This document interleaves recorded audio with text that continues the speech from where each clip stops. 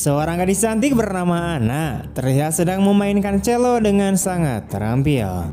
Tak lama kemudian, ayah tirinya tiba di sana dalam keadaan mabuk berat. Ketika dia mencoba memperkokoh Ana melawannya dengan mendorongnya dengan kakinya. Hal ini membuat sang ayah tiri terbang dan secara tidak sengaja mendarat di atas benda tajam yang memotong tenggorokannya sampai akhirnya meninggoy. Atas kejadian itu, Ana kemudian dibawa ke pengadilan di mana dia menjelaskan bahwa ayah tirinya telah melecehkannya dan dia hanya mendorongnya untuk membela diri. Namun hakim tidak mempercayainya dan Ana dijatuhi hukuman 9 tahun penjara di sebuah fasilitas dengan keamanan maksimum. The defendant, Liberty Juvenile Correctional Facility.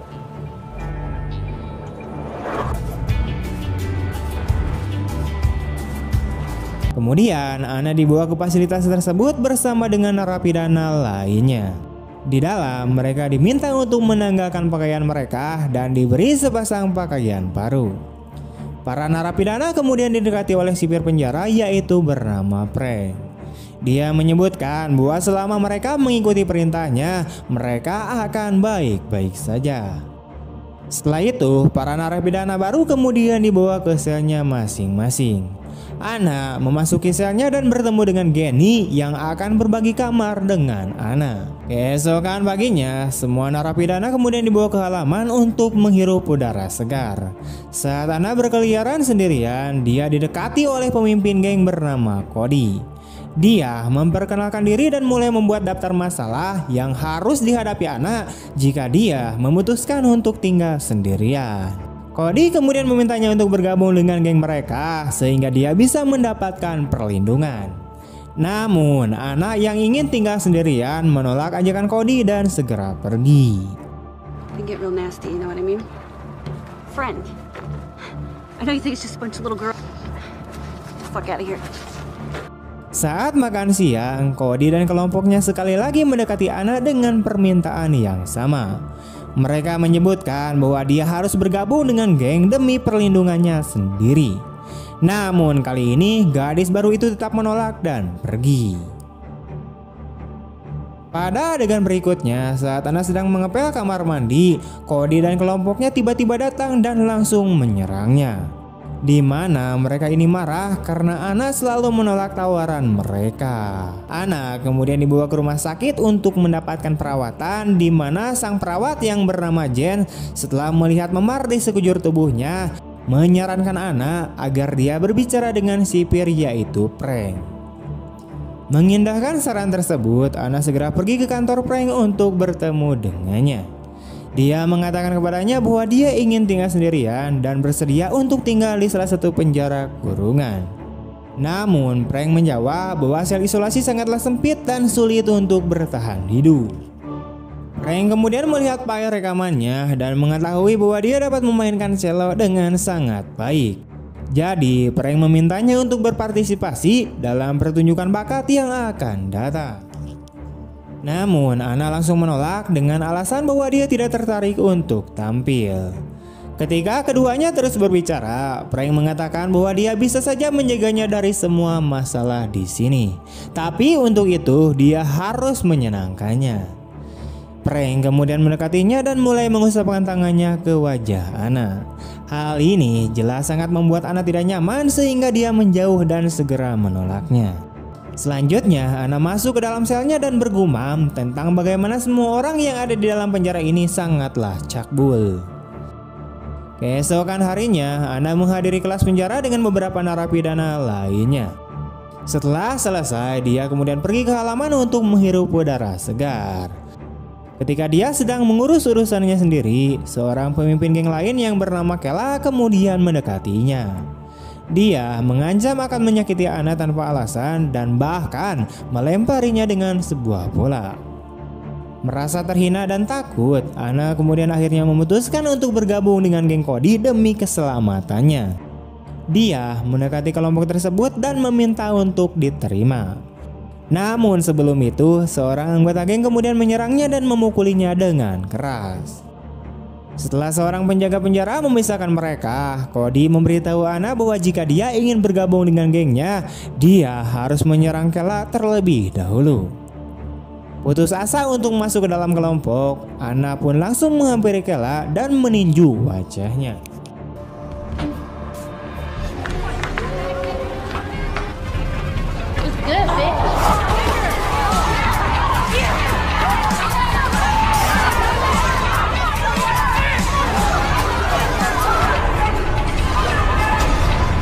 Sebagai hukuman, dia ditelanjangi dan dipaksa untuk tinggal di sel isolasi selama 48 jam. Malam menjadi sangat dingin dan rasa lapar menjadi tak tertahankan. Namun, entah bagaimana dia berhasil selamat dari hukuman tersebut. Setelah 2 hari, Anna dibawa ke kantor Frank untuk diperiksa. Dia berharap Frank akan membantunya dan membuat hidupnya di penjara menjadi lebih mudah.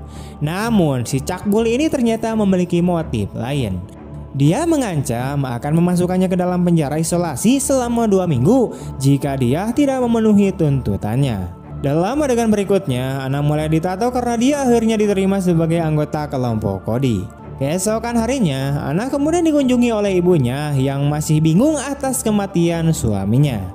Dia percaya bahwa suaminya tidak bersalah dan Anna yang harus disalahkan atas semuanya. Keduanya kemudian terlibat pertengkaran yang berakhir dengan Anna ditampar di wajahnya. You call that a good man? Man. He took care of us. Talked to me every single day since I was a little girl, and you knew you deserved to be in here. Yeah, don't ever come back here. Beberapa waktu kemudian, saat para narapidana sedang nongkrong di halaman, Kela dan gengnya kemudian melancarkan serangan mendadak terhadap Anna. Namun kali ini Anna memiliki teman-teman yang mendukungnya sehingga dia bertarung tanpa rasa takut. Hal ini menyebabkan pertempuran yang mematikan antara kedua geng tersebut, menyebabkan kekacauan di halaman penjara. Akibatnya para penjaga penjara terpaksa turun tangan. Mereka memisahkan para gadis dan membawa Anna ke kantor sipir. Frank percaya bahwa Anna yang memulai perkelahian itu, jadi dia memerintahkan Anna untuk menyenangkannya sebagai hukuman. Dalam adegan berikutnya, Anna sedang berbicara dengan Genny di halaman ketika dia melihat beberapa gadis sedang menyuntikkan narkoboy. Putus asa, dia kemudian mendekati mereka dan meminta sejumlah kecil.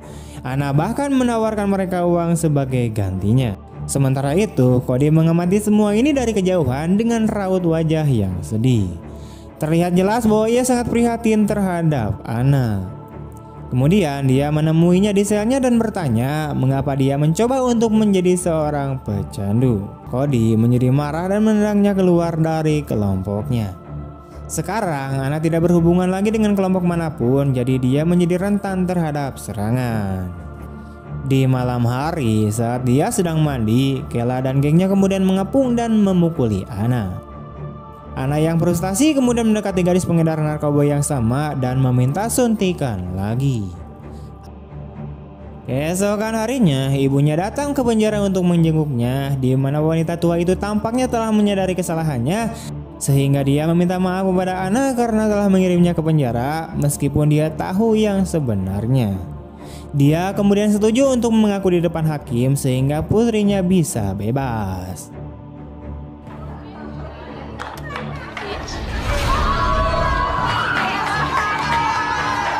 Kemudian Anna kembali ke selnya di mana dia mengambil benda tajam dan menghapus tato geng Cody dari lengannya. Di malam hari saat dia sedang mengepel lantai, Frank kemudian mendekatinya dan memberinya sebuah cello. Dia memintanya untuk berlatih agar bisa ikut serta dalam pertunjukan bakat. Setelah beberapa waktu, Cody mengetahui bahwa Anna telah menghapus tato geng dari lengannya. Hal ini membuatnya marah dan akhirnya menyerang Anna. Dia bahkan melukai jari-jari Anna sehingga dia tidak akan pernah bisa memainkan cello lagi. Di rumah sakit penjara, Frank kemudian tiba untuk memeriksa Anna, tetapi bukannya menghiburnya, dia malah menyentuhnya dengan cara yang tidak pantas. Hal ini kemudian disaksikan oleh perawat dari kejauhan. Kemudian Ana yang marah pergi ke kantor Jen dan meminta bantuannya untuk menghentikan si cabul prank. Dia mengatakan bahwa dia lelah dilecehkan dan dilecehkan setiap hari. Jen merasa kasihan pada Ana dan berjanji untuk membantu Ana. Namun sayangnya Frank mendengar seluruh percakapan mereka dari kantornya karena dia telah memata-matai Ana selama beberapa waktu. Dia kemudian memerintahkan salah satu narapidana untuk menghabisi Jen sebelum dia dapat melakukan sesuatu terhadapnya. Sayangnya, narapidana tersebut mengikuti perintahnya dan secara brutal membunuh Jen saat dia sendirian. Ketika Ana mengetahui hal ini, ia sangat terpukul, namun Frank menyuruhnya untuk melupakannya dan fokus pada acara pencarian bakat. Kembali ke acara pencarian bakat, Ana kemudian naik ke atas panggung dan memberikan penampilan yang spektakuler dengan celonya. Hal ini memukau semua orang yang hadir, termasuk para narapidana dan sipir. Setelah pertunjukan selesai, Frank mendekati Ana dan memberitahunya bahwa dia telah mengatur pembebasan bersyaratnya di minggu depan.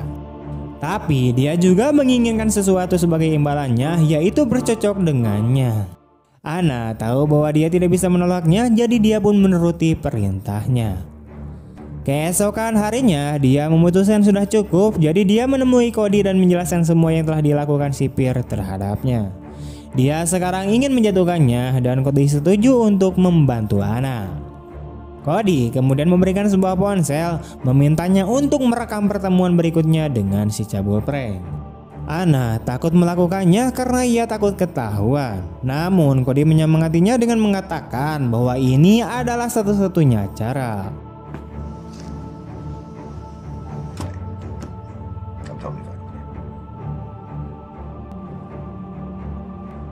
Pada adegan berikutnya, Ana kemudian mengumpulkan keberaniannya dan pergi ke kantor Frank. Seperti biasa, Frank memintanya untuk menyenangkannya dan Ana menurutinya. Namun kali ini dia diam-diam merekam pertemuan itu di ponselnya dengan suara Singkatnya, selama sidang pembebasan bersyarat, Frank mengkhianati Ana dan mengatakan kepada para pejabat bahwa dia layak untuk tetap berada di penjara. Sebagai tanggapan, Ana mengeluarkan ponsel dan memutar video pertemuan mereka sebelumnya. Karena hal ini, Frank pun akhirnya ditangkap dan ditahan, sementara Ana mendapatkan pembebasan bersyarat.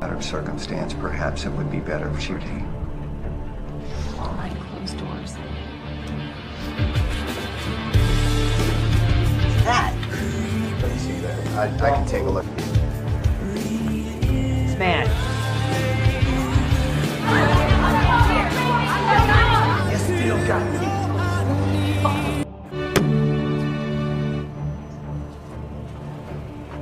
Thank you. Flat. Sorry, too. See you on the outside? Don't come back.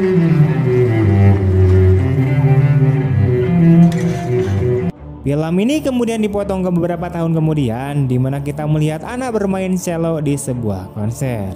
Sementara itu, ibunya menyaksikannya dengan bangga dengan mata berkaca-kaca. Dan film pun tamat. I'm on my own, broken alone. I feel the rain crashing down. Oke, sekian dulu untuk video hari ini. Bagaimana tanggapan kalian tentang film ini? Tulis di kolom komentar. Jika kalian suka dengan video ini, jangan lupa untuk like, komen, share kemanapun kalian suka. Saya Niko pamit undur diri. Terima kasih banyak telah menonton sampai akhir. See you next time, man. Bye bye.